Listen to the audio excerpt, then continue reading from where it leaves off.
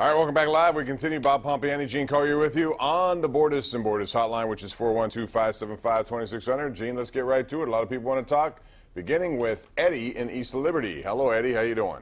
Good, thanks, Bob. Hey, the last 2 days have been good to me. Between Kershaw, Cole, and Tyon, I got enough to buy 150 pizzas. But I'm just saying, you knew Cole was going to come out with a different attitude after the way he acted the last time. So you had to be smart and go with him tonight. I mean, it was the best bet I ever made in my life. Well, thanks, I hope you don't get too far into this because it gets one of those things. How when guys win, they knew it was going to happen. I have a lot of people who say, yeah, there are a lot of sure bets out there. The only thing I'd say about that is this game was pretty much in jeopardy early on, and then, they had a battle back, and because of an error by Blake, I keep saying Blake Lively, by Ben Lively, that's the only reason why Cole could bat, and he did bat and get a hit. Other than that, the Pirates still trailed at that time, or it was 2-2 game, whatever it was, so it was anything but certain. I will say this, I thought the umpire, Larry Vanover, even though he missed a clear strike, handled the situation the way I want to see handled by umpires, and that is, even though he must have known it was a close call, that he blew the call because he let Cervelli do whatever he could do. Normally you'll see umpires with a short fuse eject people at that stage, and he let him have his say. He let Ray Searage do what he had to do, and he didn't eject anyone. I thought that was the right way to handle it. Yeah, and I think it was because he knew he missed one. He may have missed 2 pitches in that at bat, but too often we see umpires who are a little bit combative in that situation, and they shouldn't be. So, yeah, I mean, good for him. But he really squeezed Cole hard, I thought, in the early innings of that game. Yeah. And Cole didn't overreact to it, which is a good sign for him. Yeah, no, he was okay. Donnie Chedrick in Twitterland says, since the Central is down this year, what do you guys think if Marte plays well in his return? What chances do you have the Pirates of winning the division? I have not much of a chance. I think there's too far down. There are too many teams that got to hop, and I think somebody's going to really jumpstart in the second half, Gene. So I don't care what happens there. I don't think the Pirates have a real good shot at winning this division. Do you? 10%. 10%? Well, that's at least 10%.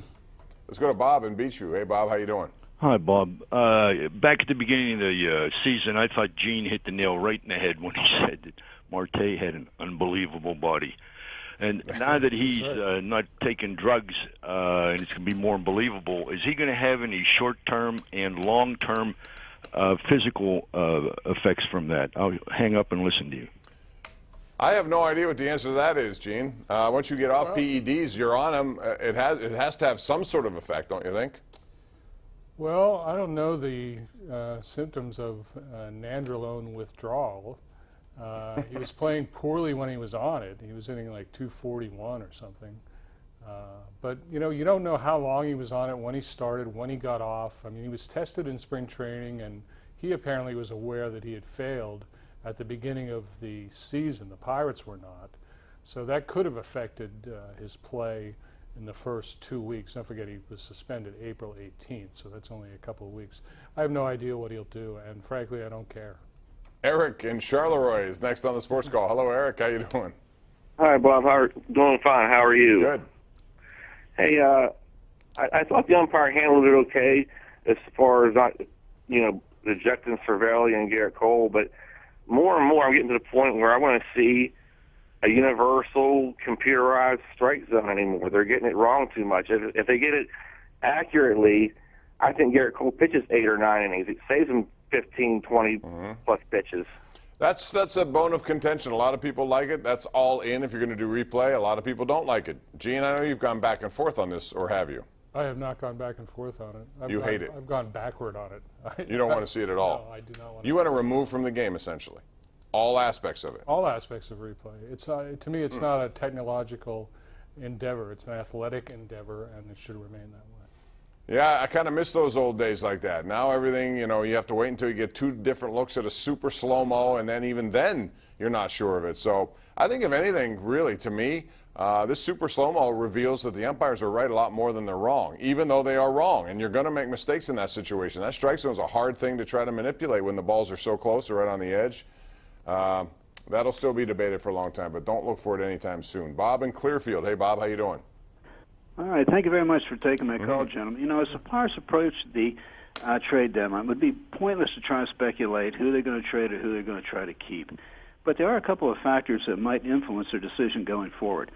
Number one, right now, I said there are 6 teams in line to work up a combined $75 million luxury tax payroll, which they have to, pay into it. And the Pirates, they said, the worse they do, the more in line they are to receive. The other point is this: the average age of the players at AA Altoona is 23 years 11 months. At Indianapolis, it's 25 years 9 months. Now, if you're approaching 26 years of age and you're not by that time an established major league player, the chances are you're never going to make it there. And if you look down through it, the exception of Austin Meadows, there doesn't appear to be anybody there who could provide any help in the short term, let alone the long term. So I just thought, we talked about this. That's a good point you make, only because how many times have the Pirates told you about some of these prospects that are not necessarily can't miss, but they're real high-end prospects? And yet, as Gene pointed out the other night, one of them was Alan Hansen. He's now been waived. And other guys have come and gone, and others who are supposed to be here and already contributing aren't. We have a tweet here about Luis Heredia. Do you remember what's happened to him? He was supposed to be a high-end pitcher. Where is he now, Gene? I don't even know. Yeah, pitching's a real crapshoot. You never know on that. Part of the reason that you have this situation with prospects is that, for the middle part of this decade, 13, 14, 15, even 16, the Pirates had solid lineups. There was nowhere for prospects to go. They didn't develop the way normal prospects would. And when they came to the major leagues, there was very little playing time for them, and they failed, like Hansen. So that's part of the story. But if you're evaluating who should be traded based on who's at AA and AAA, it doesn't look like there's a ton of help there, but there are some decent prospects there. The Pirates are like a lot of teams that way, I think. All right, we have one tweet before we go to break. That's Dennis Stillwagoner, who says, are you guys concerned the Steelers being able to sign Le'Veon Bell long term? We'll talk about that when we come back, because that's just a couple of weeks away before a decision must be made one way or the other. And we have more calls on the way from Paul, John, Bill, and Brad, all next right here live on Pittsburgh CW.